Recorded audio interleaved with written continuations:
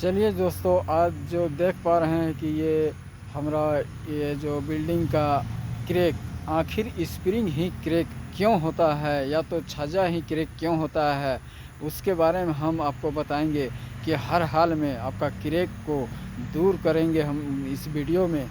इसलिए आप इस वीडियो को हर हाल में जो घर बनाए हैं या तो बनाना जिनको है वो हर हाल में ये वीडियो को देखें। इसलिए देखें कि ये शिकायत बहुत जगह हमको देखने को मिला है और ये शिकायत जो है बहुत बड़ा है।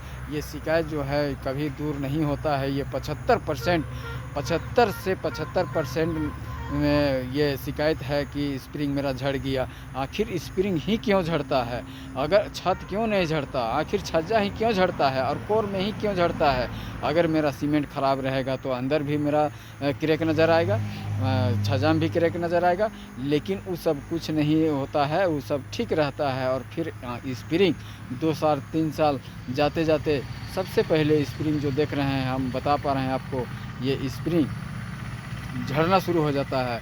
और वो कितनों ही उसको ठीक करने में आदमी खर्चा कर देता है लेकिन नहीं ठीक कर पाता है। तो इसी के लिए आज हम इस वीडियो में पूरा जानकारी आपको देंगे कि ये किसी भी हाल में ये सब क्रैक देखने को नहीं मिलेगा। और ये हर हाल में ये मेरा गारंटी है कि हम आजमा चुके हैं काम करके कि इस वीडियो में आपको कभी भी ये स्प्रिंग जो छज्जा हम लोग बोलते हैं, ये सब झड़ने का नहीं डर रहेगा। इसलिए नहीं रहेगा कि हम लोग काम जो करते हैं ना, तो काम को हम लोग सही से नहीं पकड़ पाते हैं। जैसे यहाँ छड़ कटिंग में हम लोग का जो देख रहे हैं, ये वीडियो बिल्डिंग बना हुआ नज़र आ रहा है, ये 2 तल्ला का किया हुआ है। और ये 2 तल्ला का बिल्डिंग है, लेकिन भी ये यहाँ देखिए बहुत पहले का नहीं है और इसमें क्रैक आ गया। तो ये आखिर आता कहाँ से?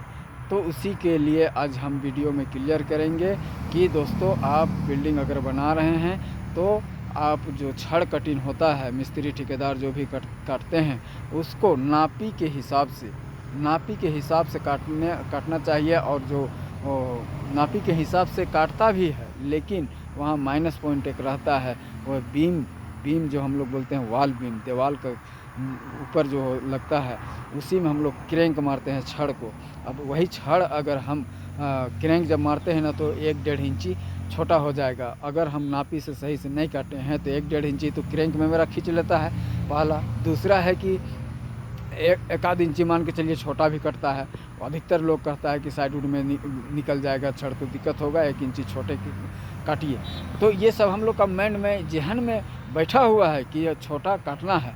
तो वही जो होता है मेन माइनस पॉइंट कि छड़ जो है पहले ही छोटा कट जाता है और छोटा कटने के बाद जो है वो क्रैंक मार देते हैं तो और छोटा हो जाता है।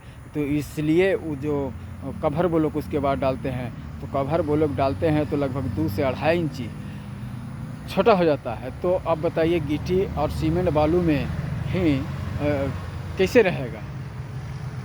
नहीं रहेगा। अब उसका लाइफ जो है एकदम कम हो गया।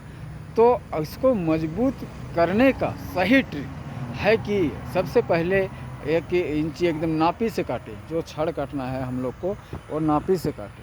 नापी से जब कट जाएगा तो फिर हम लोग को क्रैंक मारेंगे तो बहुत ज़्यादा छोटा नहीं होगा, 1/2 इंची 1 इंची का अंतर होगा, तो उससे कोई फ़र्क नहीं पड़ता है। जहाँ फ़र्क पड़ता है वो 2 इंची 2.5 इंची 3 इंची जो आता है, उसमें ये सब शिकायत आता है, फटने का, झड़ने का, ये सब शिकायत आता है।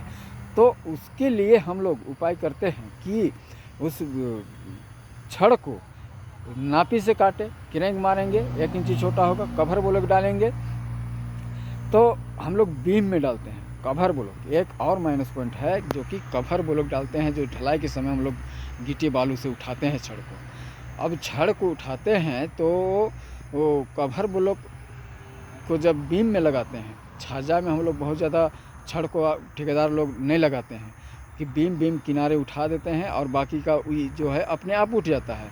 ये सही बात है, उठ जाता है। लेकिन जहाँ मसाला डालने के लिए जब लेबर वहाँ पहुँचता है तो वो जहाँ पैर रखता है ना, वो दब जाता है और उसी के ऊपर मसाला डला जाता है और फिर वो छड़ दब जाता है।